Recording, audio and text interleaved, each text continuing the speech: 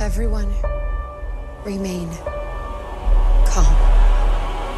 Yeah, that's how it always starts. But then later there's running and screaming. Somebody talk to me! What is happening? Welcome to Jurassic World. You're listening to the Jurassic Park Podcast. You want to consult here or in my bungalow? Hold on to your butts. Well, we're back. Hello and welcome to the 80th episode of the Jurassic Park Podcast.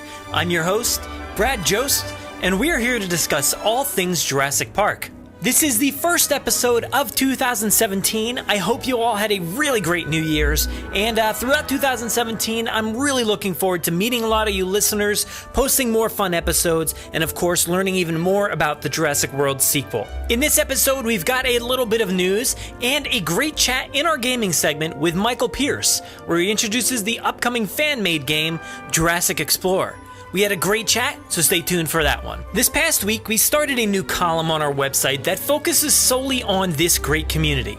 It's a pretty artistic and talented community, so on JurassicParkPodcast.com, you'll find the new column, Jurassic Park Community Focus. Community Focus will take a look at individuals or groups that are standing out with really quality work, and this week we shine a light on a great behind-the-scenes documentary, which you'll hear more about in the news, the awesome customizer Ted Brothers, and the ongoing Jurassic World Genesis series. Make sure to head to the article to read a little bit about their projects and to find links to everybody's work. Here's your last weekly update that there will be a fan meetup at the Franklin Institute for Jurassic World, the exhibition.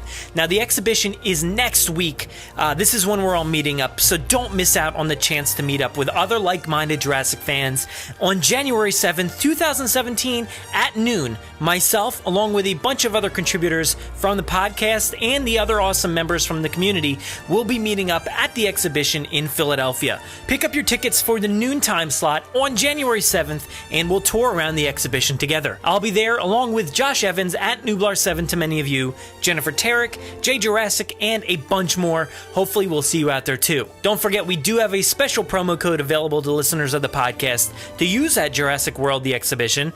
Head to fi.edu or call the museum at 215-448-1200 to purchase tickets and use the code JWGENER to get $5 off daytime adult admission tickets to Jurassic World, the exhibition. Limit 4 tickets per person. It does include general admission to the Franklin Institute, and it cannot be combined with any other offer or discount. Upgrades are available on site for the IMAX and 3D theaters. It is redeemable online, over the phone, or at the ticketing desk. Processing fees do apply when ordering tickets in advance. Now, it does exclude holidays, and it is valid through 4/19/17. Again, the promo code is JWGENER. Use it and let us know when you do. For now, let's get this episode started off with a bit of Jurassic news from around the world. 18 minutes and your company catches up on 10 years of research. Access rate program. Access new security. These pictures were taken in hospital in Costa Rica 48 hours ago. I don't want to jump to any conclusions, but look. Boy, we hate being right all the time. But today, I gotta see it. Now, this first bit of news, I actually mentioned it quickly in the intro, and you've actually probably seen it floating around the internet, but the guys from Jurassic Cast Podcast, Sam Phillips, Ross Lane, and Jack Ewens, along with the cameraman and editor Ben Mills, James Hawkins and Stephen Hurl from Jurassic Unicast, and Joe Squires all teamed up to bring you an awesome behind-the-scenes documentary focusing on the premiere of Jurassic Park in concert at the Royal Albert Hall. Now, their behind-the-scenes documentary is filmed really well. You can tell they put a lot of effort into this thing. I think it gives a great insight into performing with an orchestra, and it really showcases their love for the films, and also the people who worked on it and the people who attended. So definitely check it out. Be sure to follow more of their work through their production company, Practical Creative. We've also included this video in our new column, like I said, Jurassic Park Community Focus. So watch it there, and you'll also find all the links within our show notes. Go check it out.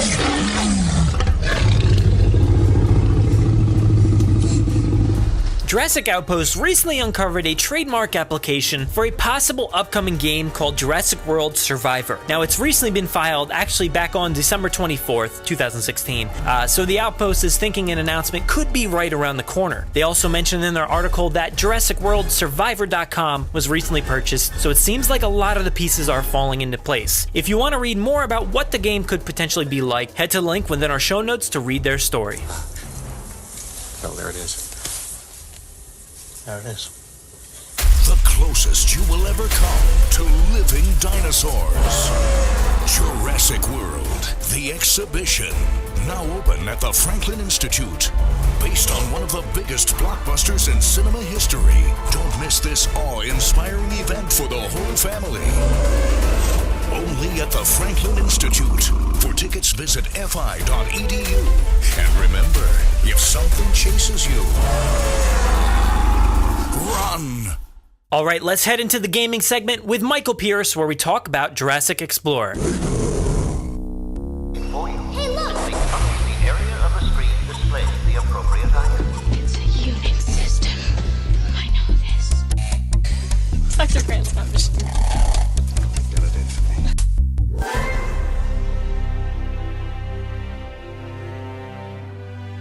So today, I've got a bit of a gaming discussion for you with Michael Pearce, creator of the recent Jurassic World 3D project, but more importantly, the upcoming game Jurassic Explorer. How's it going, Michael? It's going good. How are you, Brad? I'm doing well. I'm really excited to learn a lot about this Jurassic Explorer game because, honestly, I don't know too much about it. I know a little bit, maybe a little bit more than some, but right now it's all kind of new, and I'm really excited to learn more about it. Yeah, no, thank you for having me on. Yeah, no problem. So I guess just go right into it. What is Jurassic Explorer? So Jurassic Explorer is the project I've been working on for about maybe nearly 5 months now. And to sum it up, basically it's a way for people to explore the park from Jurassic World, but this time in first person. And that's a big thing because in our previous project, you could explore Jurassic World, but you kind of just flew around and it wasn't as interactive and it wasn't as much of a game. But this time we're really trying to focus on the smaller details and trying to, let you actually interact with the park and interact with these dinosaurs and do all this neat stuff that wasn't possible before. So yeah, you can explore the entire park, and for the first release, you'll be able to explore Main Street, the inside of the Innovation Center, and even watch the T-Rex doing the feeding show. So that's what we're focusing on now, and that's what it is right now. Nice. That sounds awesome. So I guess before we get into the specifics too much, I want to know, since we did actually talk about the Jurassic World 3D project last time when it was on its way out, and that really wasn't too long ago, but since then, what has changed to make this game come about compared to that one? Yeah, so we've learned a lot since then. It's kind of insane how much we've learned because we're a 2-developer team. I do most of the work, and then I have my other person in the team, Andreas. He does the dinosaur models. But we've both learned so much because we've been switching programs. Previously, I only modeled with Unity 3D, which wasn't even a 3D modeling program to begin with. That's not how it was supposed to be used at all. Yeah, I remember you saying that before. Yeah. So that was kind of crazy that I even did that in the first place. But since then, I've moved on to 3ds Max, which, a lot of people know if they've ever used 3D modeling programs. That's one of the most standard, kind of higher up their programs. And it's been crazy learning it. It took a long time, but I'm really starting to get the hang of it. I'm really enjoying it so much more. And I'm sure you can tell from pictures and screenshots that my modeling skills, I guess, has improved so much because of these programs. So yeah, I was gonna say I've seen those comparison shots of how it used to look versus how it looks now, and this time it's just so different and so much more detailed. And it's funny because if you had asked me before, when you were on the podcast, I would have said, wow, that park is so detailed and it looks great, but this time it just blows it away, and it looks so much better. I didn't know that was possible at that moment, but it looks great. So, I guess you said this program is just much, much better, I guess? Oh, yeah. You can actually get into the specifics of the actual model, and it's so much more detailed and precise, and you didn't have that freedom of creative control before. And I think it's a lot to do with the program, and also a lot to do with what I've learned over this time as well. I mean, I've dived so much into, texturing, UV mapping, rigging, animating, this type of stuff I never really fully understood before, and I'm really getting a grasp on that now. And it's kind of crazy how far I've come, and I'm just really excited, where it's going to go, because I'm still learning new stuff every day, and it just gets better and better, so I'm really excited. Yeah, and you mentioned it. Actually, obviously, it's called Jurassic Explorer, and you did mention that there's a lot to explore. So, honestly, how much will this game eventually be able to explore? You mentioned that there's essentially, I guess, different waves of this game coming out. What are we looking at, I guess, in terms of exploring? So, at release, which I think what we're going to go for is going to be, you can explore Main Street, the Innovation Center, and the Rexy's feeding show, like I said before. But after the initial release, we're going to spend a bit more time, about a few months, maybe 6 months at the most, and work on a bigger update, which will add new additions to the park, places to visit like the Gyrosphere Valley, where you could ride a gyrosphere in first person, nice. Or the Velociraptor paddock, where you could go up and close and watch Blue getting trained by Owen and stuff like that, and different parts of the park like that, and different features, and hopefully we can add that over time, but focus it more on like spaced out releases, because I know with our old project, Jurassic World 3D project, we released it at the first of every month, and that didn't really work out too well for us. We had a lot of delays here and there, and it was just a bit too stressful. So we're really trying to take our time and work on it piece by piece to make sure it's the best experience you can get without just waiting for updates constantly. So that should be really fun. Yeah, you definitely probably put a little bit too much pressure on yourself to get those out every month. That was awesome to hear, like, oh, this will be available in another month. But, on your end, I'm sure it's really chaotic. And I've followed a lot of different gaming companies before. And like Telltale, for instance, they'll sort of do that similar thing where you'll get the first one. And then they say, in a month or however long, you'll get the next one. But it was always funny with that. I never actually got it on time with them. So it just goes to show that no matter, what scale you're working on, this stuff is difficult, and it's hard to get right, and it's hard to rely on a time frame. So that's good to kind of push it a little bit so you give yourself time to grow.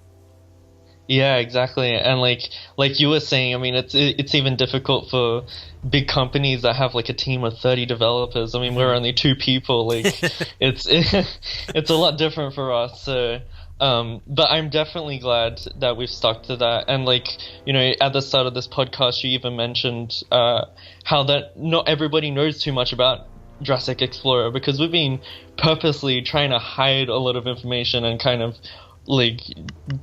hold ourselves to not release too much information out there, because I think we did that too much with our first project, and it's kind of good to build your game up and then show what it is later on without just releasing everything as it gets developed, because that kind of takes away from the surprise, and I think we're going around that a lot better this time. Yeah, that's a good idea, to kind of get people intrigued as to what they're going to see and how they're going to play this game, and that kind of makes me wonder, what are specifically the mechanics of this game? I know you said it's like a first-person game, but what will this character or person be able to do within this game? So you'll be able to explore the park, as that's what it is. So you can explore the park. And there's not too much to do. You don't have specific objectives, but there'll be different interactive type of things that we're trying to add. Like right now I'm working on a system where you can change the holograms in the Innovation Center, little stuff like that, where it's you feel some presence in the world, but it's not like a full-on game where you like there's a story and an amazing arc or whatever. Yeah. Like, so it's more the way I've compared it, even to the way like the music plays in the game and the way the overall feel is. It's a bit more of a calmer game, and I compare it a lot to Animal Crossing. If you've ever played Animal Crossing, it's more of a calmer game where you can just kind of mindlessly explore and just kind of see the different details around the park and stuff like that, and occasionally see some dinosaurs. So it's really fun, and it's really coming together quite well. Yeah, I kind of like that aspect where you can go around and somewhat interact. You know, it's not, like you said, about a story or anything like that, but it's more about seeing this place in action, I guess, and that would be really cool to eventually see that stuff like Owen training raptors. So you actually plan on having like another character in the game, like training the raptors like that? Well, when we get to the raptor stage, I'll definitely try to 3D model and animate Owen if I can. I mean, he'll definitely be off in the distance, possible. so it won't have to be the most detailed model ever, but yeah, it should be fun. Modeling Chris Pratt, that'll be kind of crazy. Yeah, that would be awesome. Just to see that interaction there, that would be really cool. I kind of like that. And you mentioned the T-Rex Kingdom as well, right? So we get to actually see the T-Rex like in progress, like as we did in the movie. Yes, yeah. So you like even in the movie, we didn't see much of Rexy in the T-Rex Kingdom. We saw like a bunch of kids jumping up and down in front of her. So this time, you know, there's no audience, there's no people in the park. You are a VIP. You get to visit the park before anyone else in the world. So this is kind of like the first trial of Jurassic World, right? Oh, man. So the park is yours. There's no lines, there's no waiting or anything. So I think that will be really fun. And so far we've got a working prototype where you can just kind of walk through T-Rex Kingdom and you can hear her footsteps in the distance. And we're really cool. trying to work on the sound design as well, because we want it to sound scary and intimidating with the music as well. So yeah, that'll be really fun. So I can't wait for that. That's at least 2 dinosaurs there. Is there anything else that you plan on having in there, other dinosaurs?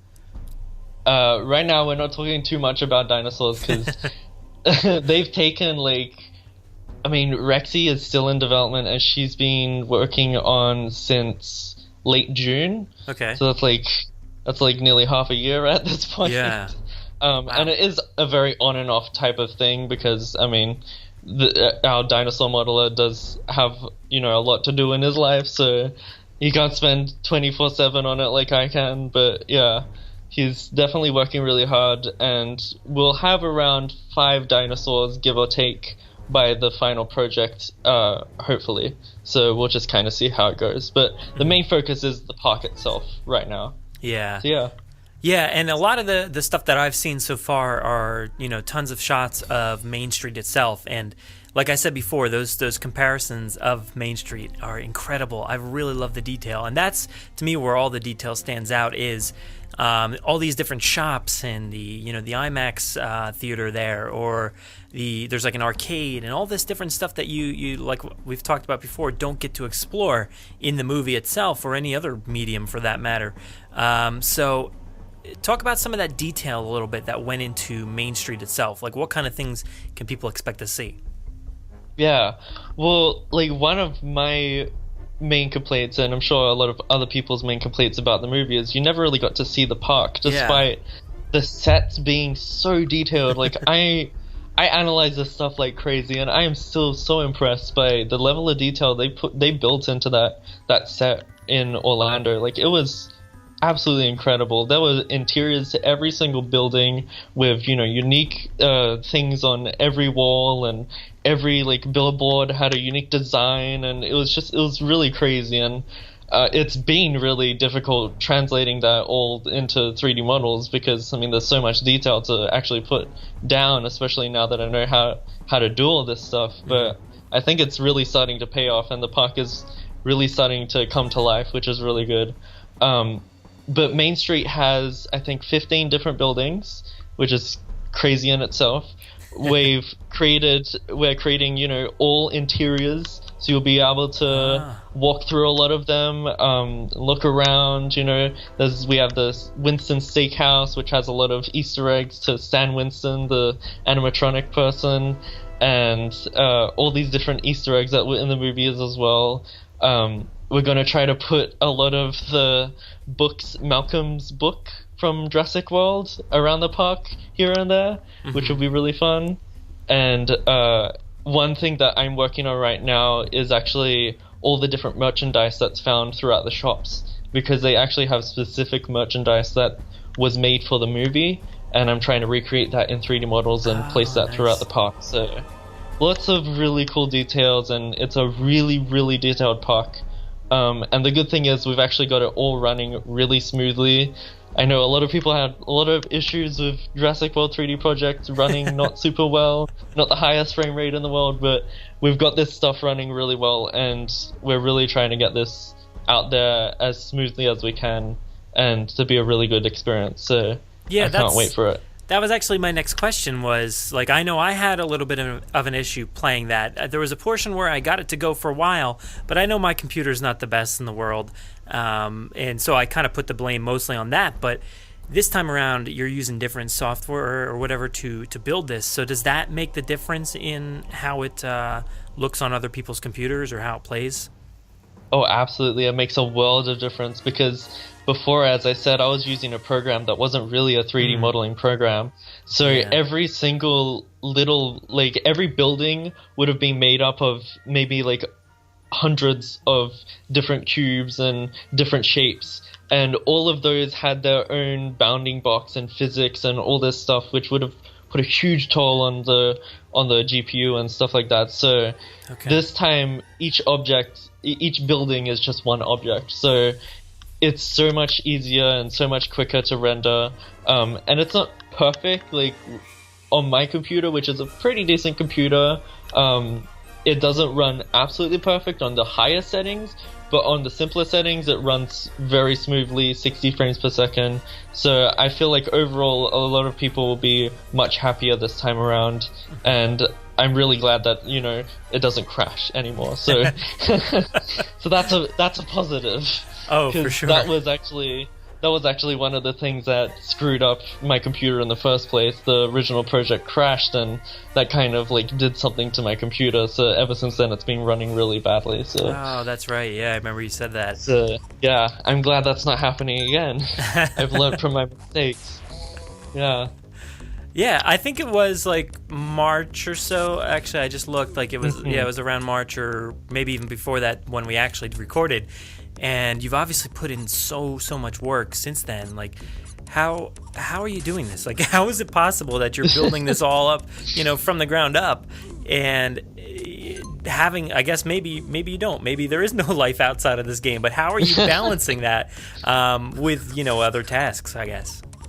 Well, like I've got a job, and you know I've got a social life and a family and all I hope that so. stuff. Yeah, I didn't want to say you didn't. I've got a cat to feed every day, so there's all that type of stuff that still exists. But I mean, it just really depends. Like this is a project that isn't just, you know, I'm not making it just to make it. I'm making it because I'm really passionate about 3D modeling, and I'm really passionate about, you know, this franchise. And this project just lets me do those two things in one and give out to the community as well. So it's really a project that I love doing it, and that's why I do it. And you just kind of set time aside each day to put a little bit of work into it here and there, and all of that kind of builds up over time. And as I said, I've been working on this build for about 5 months now, and I've maybe like every week it changes here and there, but every week I put a lot of hours into it. Like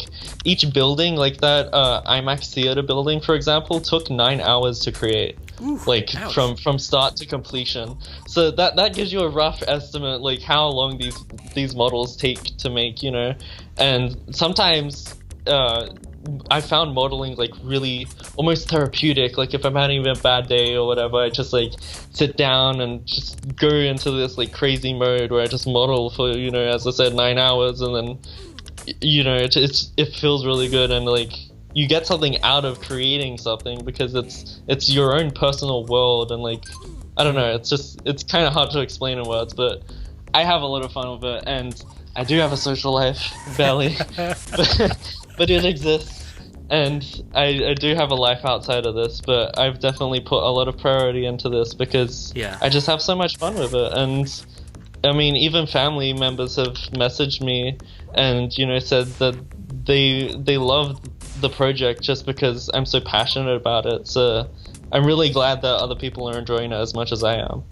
Yeah, and I think that comes through. And it's funny because so many people in this community and other film communities and stuff like that, we all put so much time and effort into this stuff, and we don't expect, you know, a ton in return. It's just kind of hoping that people really enjoy this stuff. So I guess that's really all you can ask for. Yeah, exactly.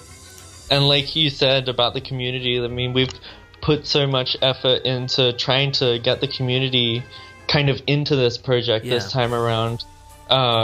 Like, we have, obviously, the voice actors. We have voice actors in Jurassic Explorer, which will be featured as the kind of park announcers throughout the park. So they'll tell you about the park and which attractions and shops to visit and little stuff like that, which is really fun. And you're actually one of the voice actors, which is really cool.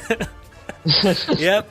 Yeah, that was really awesome, though. I really enjoyed, you know, seeing that message come through. I'm like, yeah, of course, I'll do that. That sounds like a blast. Yeah, no, that was so fun. And, like, you're actually featured in the latest trailer as one of the announcers for the monorail, which was really fun to do.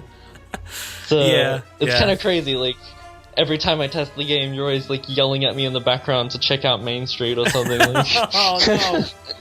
Oh, so horrible. Oh, I'm sorry, everybody. No, it's great. It's fantastic. I remember my brother played the game a few months ago. He tested it out when I implemented your voice, and he was like, "Oh, so you got that from the movie or something?" I was like, "No, that's just one of the people from the community. Like, they did that good of a job. Like, he actually thought you were one of the voice actors from the movie. So, well done on that." Oh, that's funny. You know, yeah, I guess I tried when you asked me to do it, you kind of sent me over a script, and I went through that. I did that, but I'm like, you know, why don't I add a little bit more just in case you run out of, you know, stuff to add or put in, or even just add flair to what you had already given me. So, you know, I tried to listen to the movie even and just see how it sounded in the background, and you gave me some examples as to how you wanted it to sound.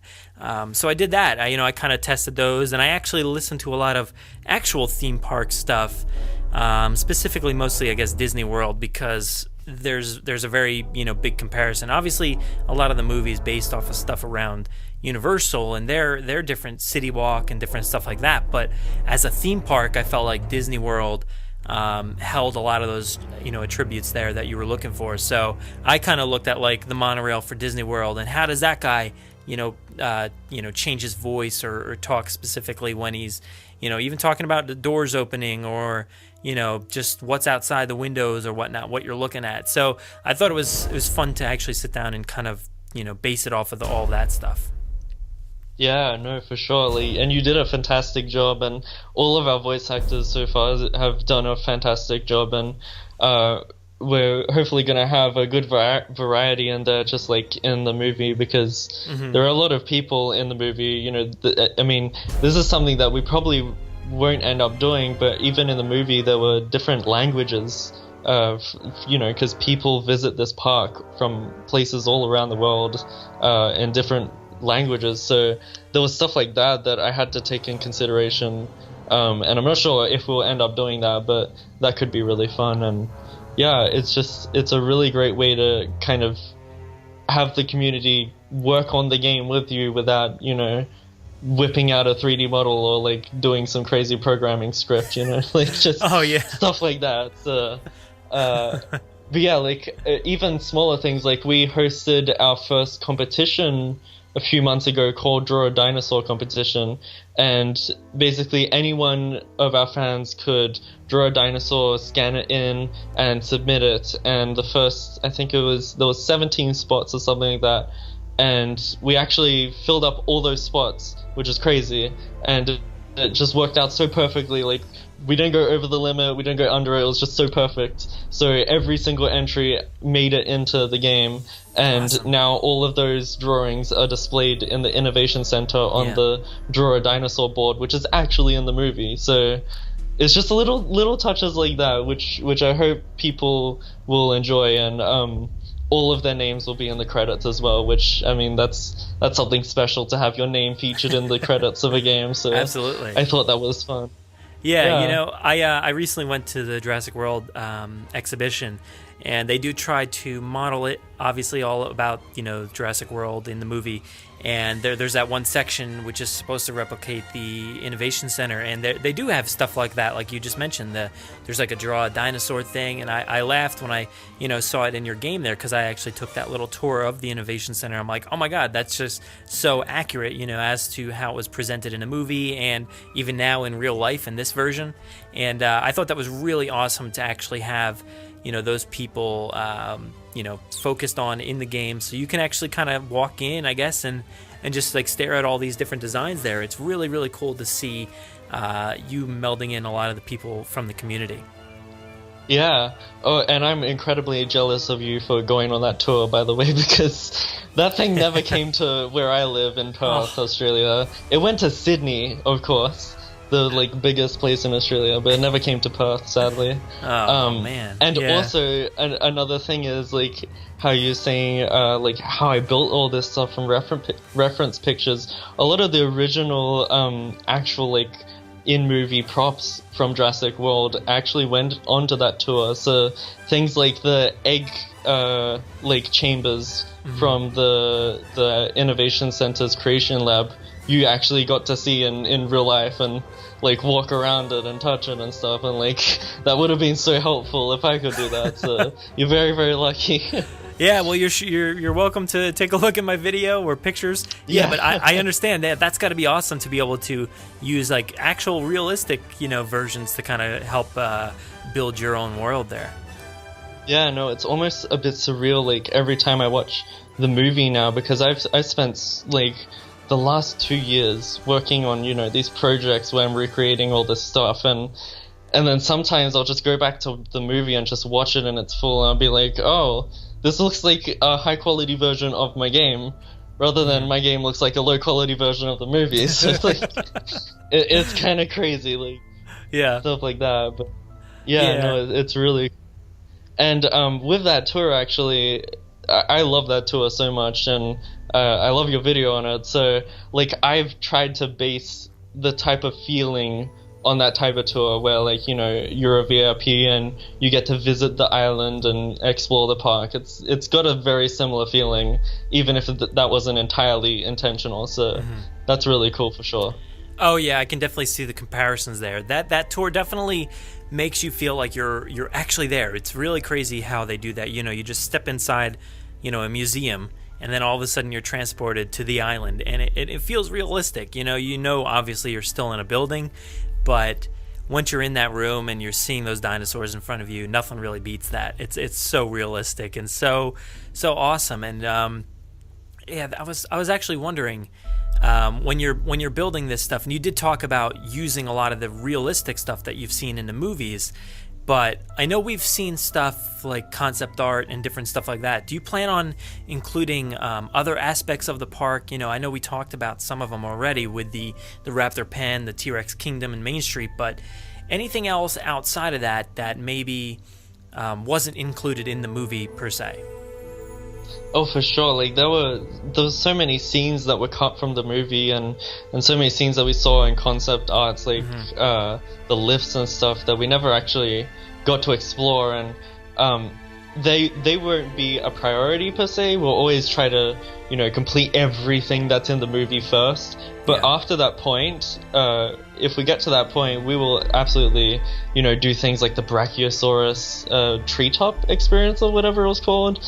Like stuff like that we saw in concept art that looked incredible, because I remember there was even supposed to be like a big long like pan of all the different shots of the park, and there was like a Gallimimus area and there was like a Suchomimus and stuff like that, but like none of those dinosaurs were in the movie, and it's really sad, but yeah, we'll definitely implement that stuff when we get to that stage for sure. Yeah, that would be really, really awesome to have like a wave of release there where you explore these things that were unreleased and different stuff like that gondola ride, or I think there was like some sort of cave or something that you walk through, or I don't know. I remember you being like, the concept art was like somebody was like up high, whether it was a platform maybe or the gondola. There was like a velociraptor. Yeah, it wasn't like a training area in like a volcano, something like that. I remember it was just really dark looking, and you like walked around the top or something. So stuff like that would be, obviously I'm not trying to tell you what to do, but stuff like that would be so awesome to see. Hopefully we get to see stuff like that in the future. I know it's a ton of work, and you've obviously been working so long already. So I guess, like, how can fans expect to see this, when is it debuting, and how is it rolling out? So our estimated release date was originally going to be around January, but we might have to push it to late February around, or maybe even early March. It just kind of depends, because we're not exactly falling behind, but we want to put a bit more work into some of the areas of the parks, like the aquatic park, which I'm not super happy with right now. So we'll definitely put, we want to release this as a finished product, so it's as higher quality as we can put out there. So expect it before around the first half of the year. Definitely won't be any later than that. And you can follow us on Twitter to make sure when you know about all that stuff. And then after that, it'll be maybe 6 months, and then we'll release the first update. So we'll spend a long time.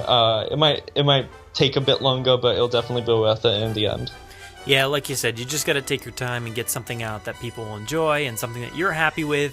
Because sometimes that's the hardest thing to get right. You critique it and just keep on going and going and going. And, you got to get it out there when you're comfortable with it. So that's good to hear.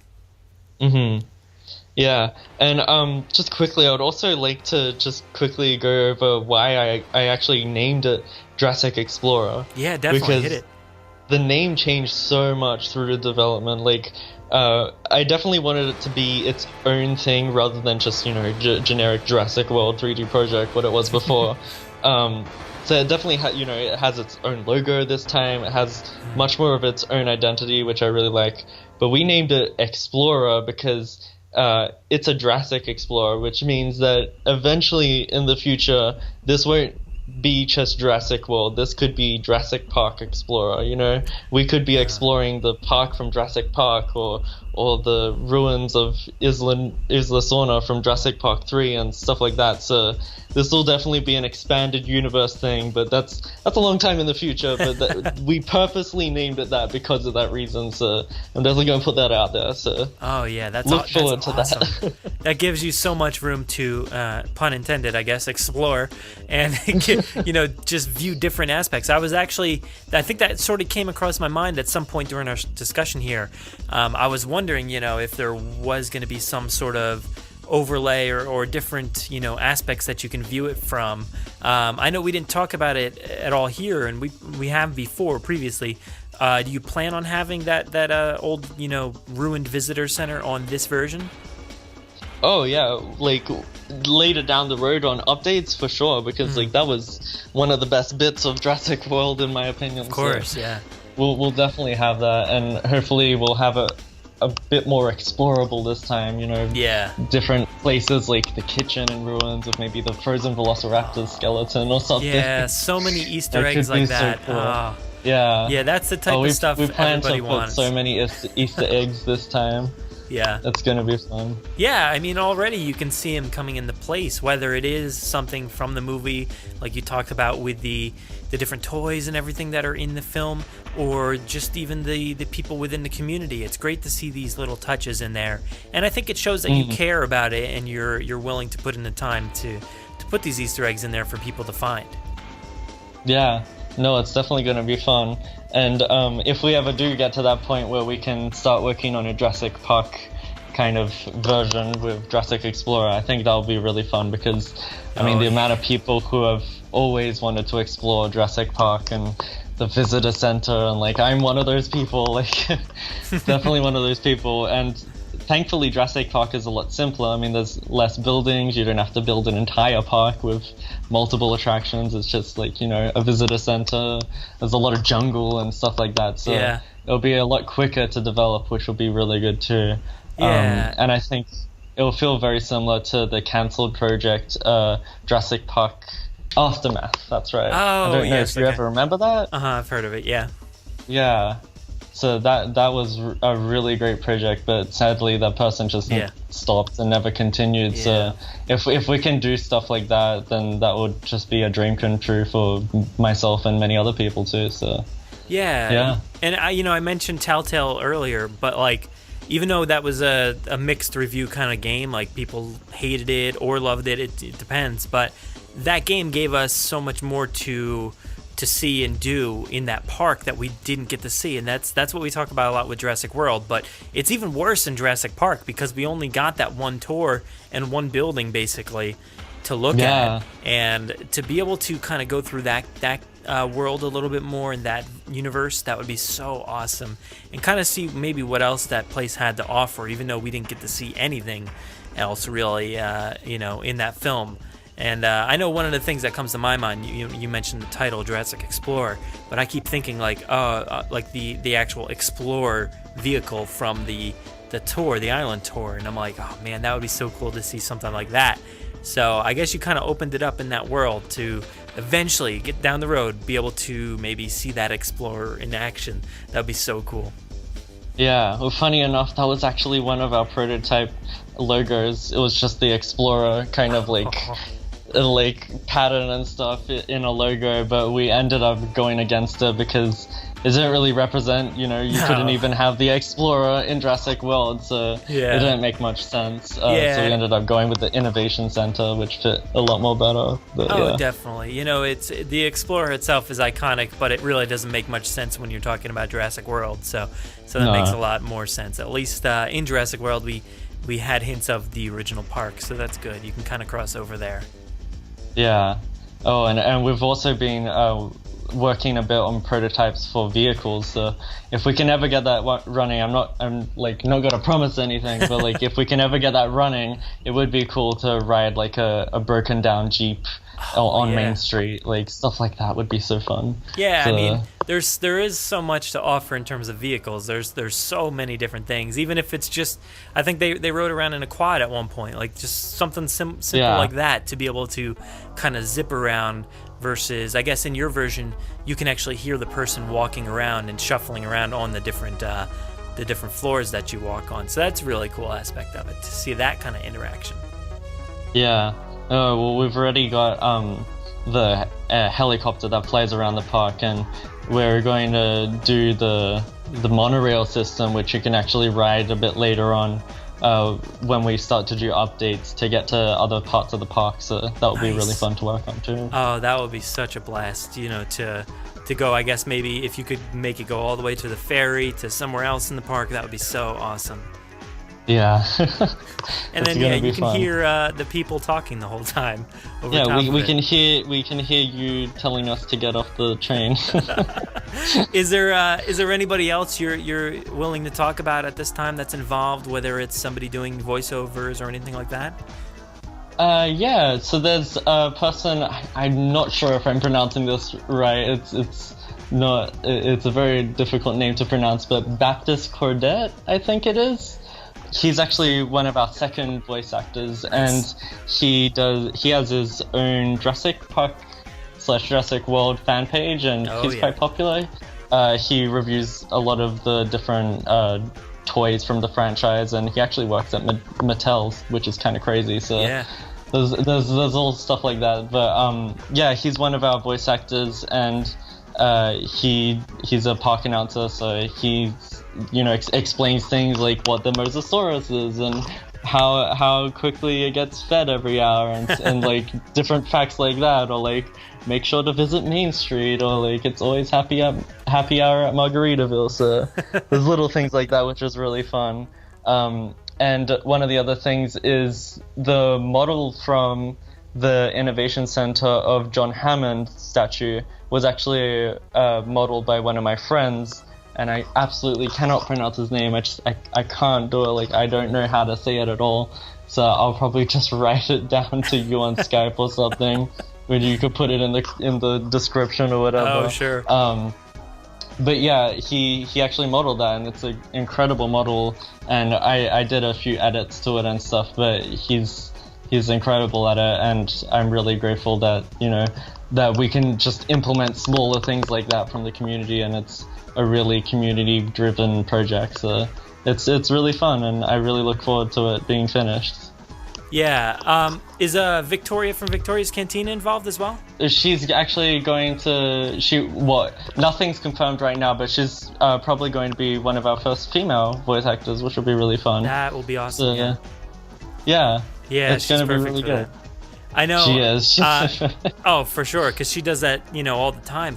That's basically what she does all the time, is a voiceover for all her videos. So that's perfect. And I've heard Baptiste do his take on it, and it's really cool. And I think it helps because, you know, it shows that this is kind of a global project. You know, you're out in Australia. I think he's out in France, and she's in California. I'm in New Jersey on the East Coast. So it's everybody from around the world kind of helping out and making this project come to life. Yeah, no, it's pretty crazy, and I'm so thankful for like everybody to, you know, who's helped me along the way with this project, because like I couldn't have done it without you guys, and like it's really great. Yeah, well, I'm so excited to see this thing actually come to fruition now. I can't wait to play it. So when the time comes, I guess people will be able to download this on your website, right? Yeah, I'm actually developing the website right now, but okay. You'll be able to visit the website once it's out and download it for free. And there'll be all sorts of details on there about the park and what the game is and stuff like that. But for now, you can follow us on our Twitter, which is at Jurassic Explorer. I don't think it's Explorer. I think it's just Explorer because it didn't let us fit that many characters. Yeah. And then you can also follow us on our Reddit page, which is the subreddit /Jurassic World. And we also have a YouTube channel and a Facebook page, which is all Jurassic Explorer. So you can follow us on all of that stuff, and I'm sure you guys will link it in the description below. Oh, of course. Yeah. Anytime you have stuff, we'll definitely forward it around and showcase it and let people know just exactly how far along this project is and when it's coming out and everything. And people will definitely want to download it then. So thank you very much for coming on. And like I said, I can't wait to play this and get this out to the community. No problem at all. Thank you for having me. Talk to you soon.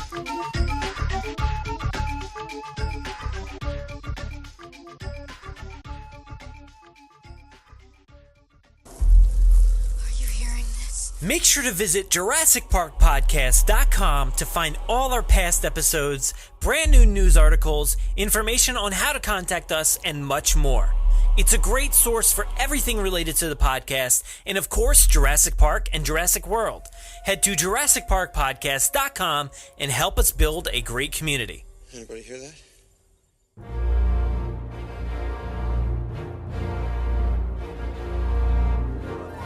Thanks for listening to the 80th episode of the Jurassic Park Podcast. Of course, I need to thank Michael Pearce for joining me today on the podcast. I am very excited to play this game, and I know you will be too. We'll keep you in the loop and let you know when this thing debuts. Don't forget about the promo code that we're running with the Franklin Institute for Jurassic World, the exhibition. Enter the code JWGENER for $5 off daytime adult admission tickets. Head to our website for a direct link and for more information on that promo code.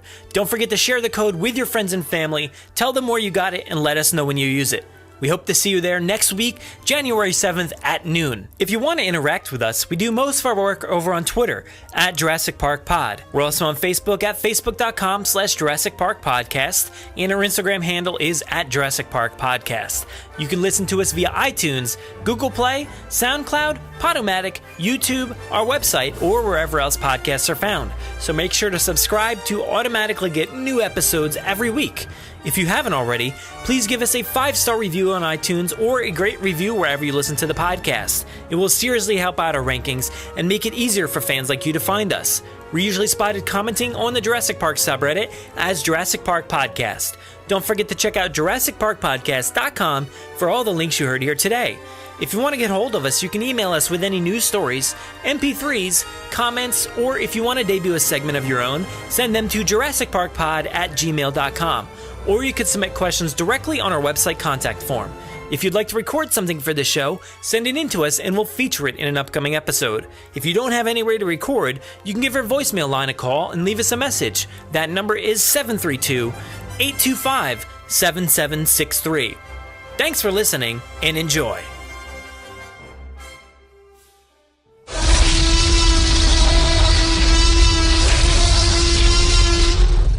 Five minutes. Drop what you're doing and leave now.